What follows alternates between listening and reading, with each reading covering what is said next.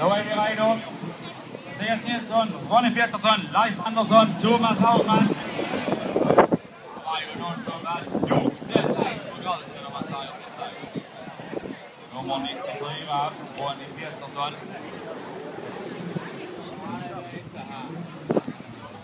Ja, ingen på startplattan så chillar det väl lite extra foten kanske.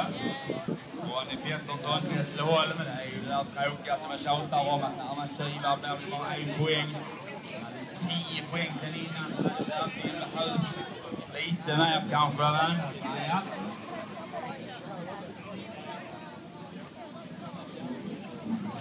Vi har ett utförsök.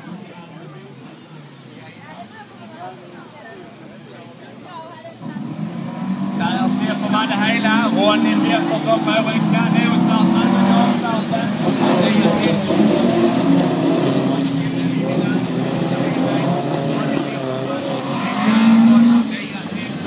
Thomas Hartman in i Ulleholm och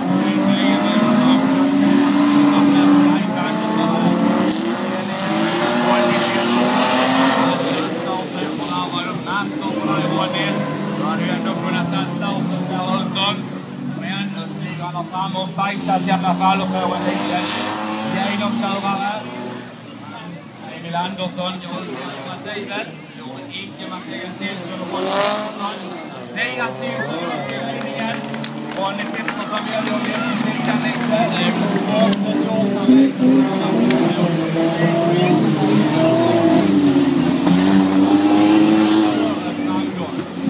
Mattias Nilsson rot som en tallåtervinning som andra lärare.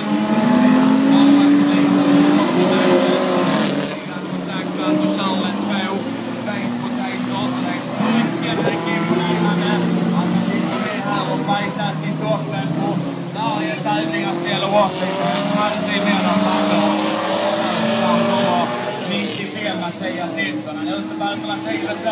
Och då blir det ju Emil som går på ledningen. Men han skjuter Mattias till. Här lätt till. MM på avåkmålsan. Det är lite metallåtervinning. Och han är ute på alternativet.